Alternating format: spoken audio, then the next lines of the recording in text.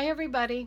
I'm Elaine Reed Cole, and I have not touched base with all of you for a while.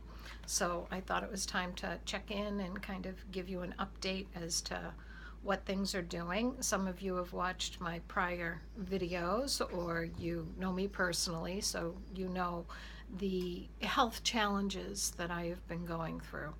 So, just to recap, I am in end stage renal failure, which, as it turns out, it is terminal.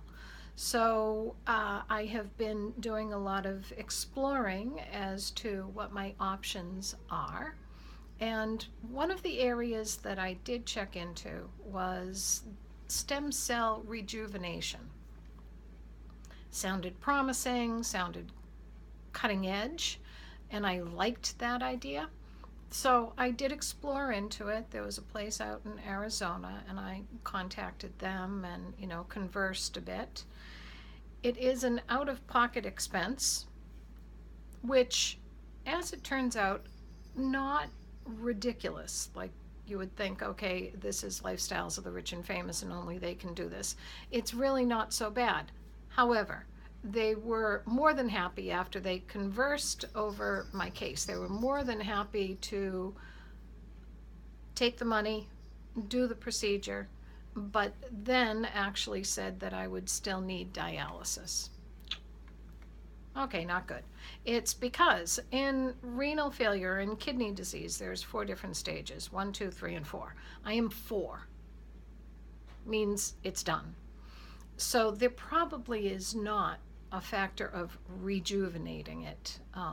And if you are in stage 1 or 2, and if you are in stage 1 and 2, this might be something that you might want to check out and see if you want to try this approach before you wind up in the same boat that I wound up in, actually needing dialysis or a kidney transplant. So that's where I'm actually at. Now, I do have to tell you that on dialysis, there's a lot of downfalls to it, health issues. It strips you of your protein.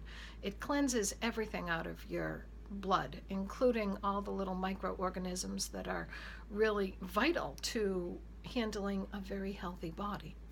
So it's not optimal, it's not the only way to go. The other way, which they have really progressed in as far as doing this procedure, is a transplant. So I had 3 different people say that they would be more than happy to give me a kidney. Very loving, very dear. I so appreciate their extending themselves out like that. However, all 3 did not work for whatever factors. So I am actually putting this out there to say, I need a kidney. If you are a type O blood and are someone who thought, geez, well, you know what? I have 2 kidneys. I'm a healthy person. I wouldn't mind giving Elaine a kidney. Then please send me a private message, and I would give you the contact information for the coordinator who handles donors. And, that's a lovely thing. Now, I do want a live donor, because some people say, well, what about a cadaver? So I am on a list for that. The general wait is about 6 years for that. In the meantime, you're on dialysis, and again, that sustains your life, but it's not optimum. You're tethered to a machine for a good deal of your life. So the longevity is better if you get a live donor.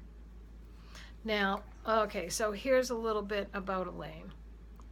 Most of you know I do psychic things, psychic medium.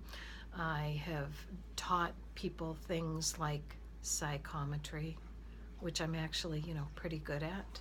Psychometry is the art of holding something, anything, I got a rock here in hand, anything, and you can pick up different energies from it. You can read people from it. Um, well, I'm very sensitive to energies. So if I can pick up an impression of somebody from their keys, imagine what it's like if I am holding their kidney now and using their kidney within my body. So I do want to know who this kidney would be coming from, as where some people would just like an anonymous donor. That could open up a whole kettle of worms right there. Not that I, in the last ditch wouldn't maybe, spin that roulette wheel and say, okay, let's try that. But you know what? I would really appreciate a like-minded person who has the same kind of morals that I have, and just a good person who wants to do this because, they're a good person. So I have narrowed in my margins here, and I take it on fully myself. But you know what? We've all heard, or maybe you haven't heard, of the people who have gotten a heart transplant. And this is part of like the Heart Math Project. And, it's just coherence. So the person out there who, say, got a heart transplant from someone, great. And before the heart transplant, they were vegan. After the heart transplant, now they want a hamburger.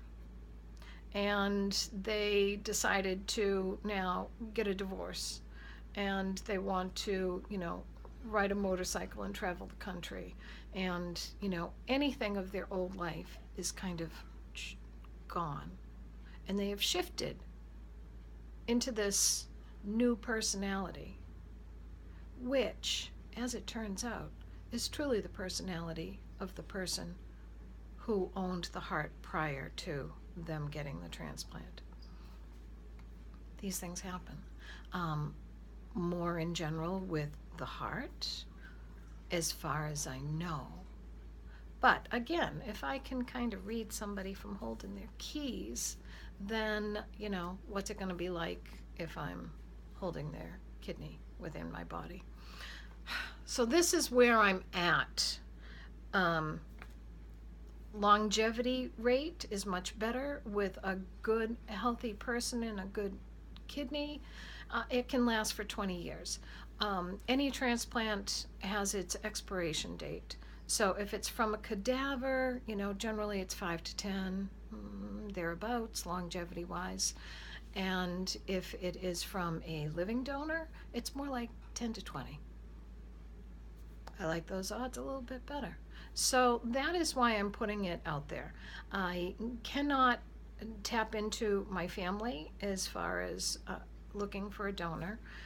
They are out of the same genetic pool that I am in, the same reasons why I wound up where I am. It's a lot our genetics, and I know that we can overcome our genetics, but a lot of them are already showing signs of perhaps following in the same line that I have done.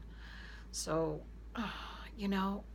it would just be horrible if one of them gave me their kidney and then they wound up sick and in kidney failure themselves or kidney disease themselves, and they had already gotten rid of one of their kidneys, and oh God, and then they're just going through the same thing. Also, there is someone that I know, it's a friend of a friend, who his sister donated to him his, her kidney. He took it on, and it only lasted a couple of years, and that kidney died because she was of the same genetic factor that he was, and she was going into kidney disease herself. And then he wound up getting a kidney from his wife, and all is well, fingers crossed. They're doing just fine. So this is good. I just want people to know that when you do something like this, they check out your health, they make sure that you are a match in a lot of different areas. If you have a persistent disease, then it may just cancel you out. It's something that you cannot do. So say like if you're diabetic, well, odds are they're not going to take your kidney. If you've had cancer, odds are they're not going to take your kidney. So there's an awful lot of things. You have to be healthy, you have to be willing, you have to be able to recoup. You will need help for a little while after the operation, somebody to care for you. So, and insurance-wise, my insurance covers it. Or I should say Gary, my husband's insurance covers it. So this is doing a recording that I thought never in a million years would I ever have to do. And yet, here I am. Here I am, asking for something that, is so hard for me. I feel it's above and beyond what you should have to ask of people. However, I am. So, if you think you'd be a good fit, then please private message me. Again, it's Elaine Reed Cole. Send me a private message and I'll give you the contact information of people to connect with so that you can get tested out and see if you're a match. Now, if you do not know what your blood type is, which come to find out a lot of people don't know, go donate blood. In a couple of days, the American Red Cross will have this way that you can contact them, you can sign up an account and stuff, and in there will be your blood type. That's how you can find out. So you don't have to go to your doctor, pay a copay and all that. You can just go do a nice thing and go give blood, because obviously, people need it out there. So, and also you get, juice and cookies. So it's a nice little trip. So go give blood, find out your blood type. Again, I am O positive, but I guess the positive and the negative doesn't matter. And also, if my eyes look a little funny, I just went through eye surgery. This eye right here. So, and as it turns out, the surgery went really pretty well. I have gathered some sight back in that eye again. I had gone off to 2 different doctors. One was it was a long ride and it was useless. And then the second one, what was done was not good. Now the third doctor, which is a doctor that I had seen before in Boston, it's a Dr. Peter Liu, fantastic guy, fantastic crew, had surgery in at Mass Eye and Ear. And he managed to undo and fix again what had been done, and now some of the vision is back in that eye. Yay! So I'm very thankful, and you know what? One day at a time, one step at a time. Love to you all out there, and I will be touching base again very soon with some upcoming events, okay? Take care. Bye.